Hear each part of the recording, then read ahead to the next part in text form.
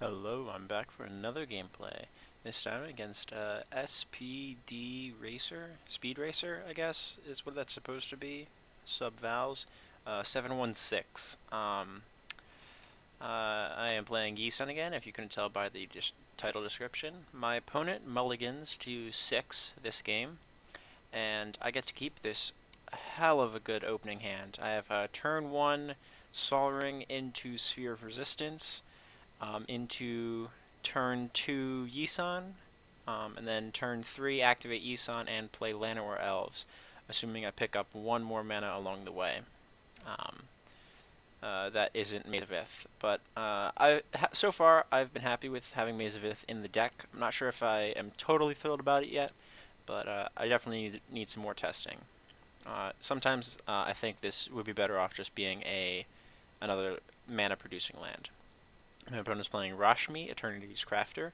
This is probably the third game I've had against this commander since she came out, and it's definitely cool to see some brewing with her, but I definitely think that if you decide to play blue-green, anything that Rashmi is doing, Momir Vig can do better, because he tutors and Rashmi can get you a free spell or sort of draw you a card. Or if you want to play the green-blue elf ball strategy, you're much better off choosing Edric as your commander. So I think she's fun and janky, but I do not think she'll be tier 1 or even 1.5. So I keep the hand, and we're off to the races. My opponent starts with Hinterland Harbor, and I go with Sol Ring into Sphere of Resistance. Though they had a tap land, I don't know if this basically resets them for a turn, so still definitely the correct play. And my opponent goes with Forest. I like these new arts for Kaladesh set. It definitely feels steampunky or Victorian era. I like them. Although, not more than my 7th editions. Into Birds of Paradise. Alright, so that'll help balance out Sphere Resistance a little bit. Keep them from dying to it outright. And obviously I'm just going to run Yisan out.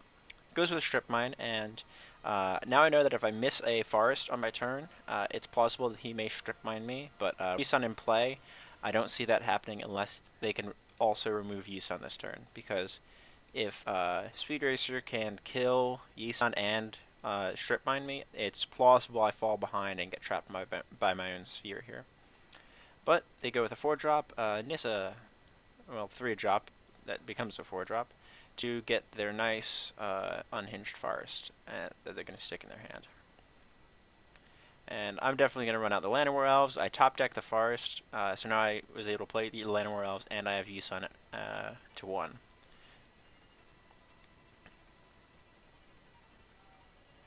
And my opponent taps 5, puts Rashmi into play.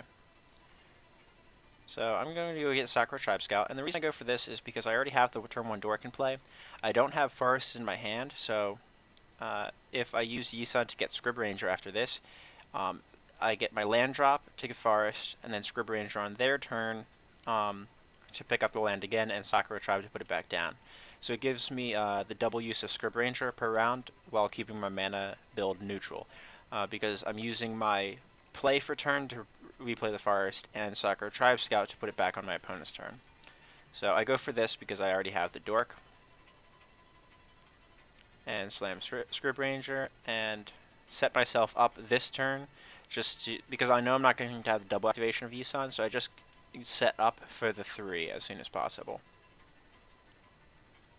My opponent goes with a Seedborn Muse, which is pretty good, and this is the real tech. Sphere Resistance against Rashmi. They have to pay 1 mana for every spell that they try to cast off Rashmi, as you'll see here. And let me pop out the Revealed, and that's Exile. Reveals a Rampant Growth that, because they do not have 1 mana open, they actually do not get to cast it despite Seedborn Muse costing more. Rashmi does not negate these type of taxing effects, which is pretty good.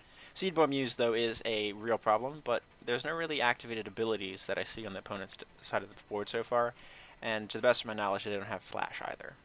Although, it is definitely good with Rashmi letting you cast during your opponent's turn as well. So I'm going to naturally use Yisan, and I have a very simple choice here.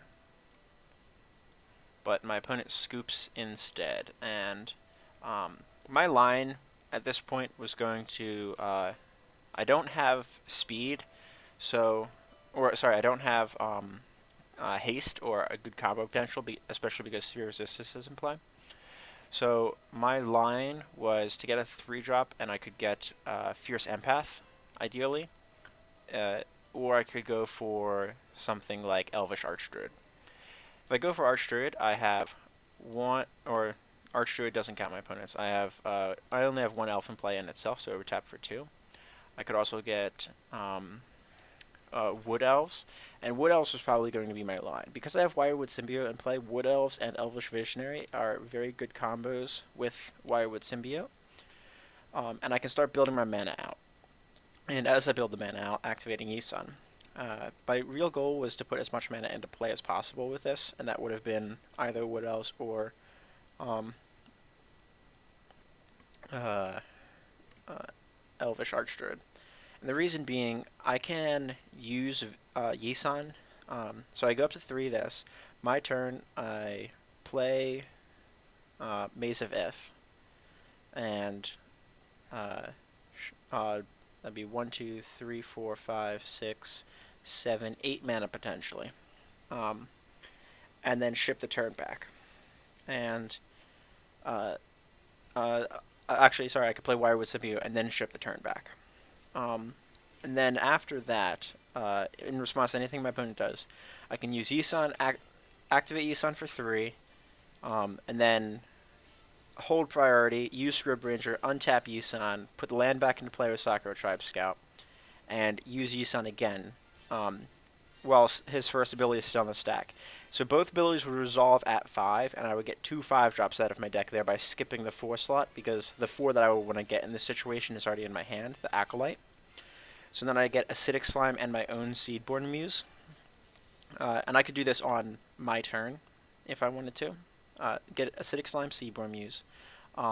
Tank his one of his lands, ideally. Or I could get... I think Acidic Slime is almost always the correct decision, unless I'm expecting a Wrath, which I don't expect in green-blue. And Seedborn Muse. And then on his turn, I could go from a 5... to 6 and then to 7. So I could get Kamal Fist of Kroza, who's in here somewhere, Kamal Fist of Kroza, and then get Horn Queen on his turn. And then on my turn, untap and use Scrib Ranger to untap my elves, or Wirewood Symbiote to untap the elf, and overrun the Kamal Fist of Kroza effect with the Hornets that I got from Hornet Queen, and probably close out the game at that point. So it was definitely a close game. I think I was one. I would go to Seedborn this turn, get both of them on his turn. So I would have won on my turn 5.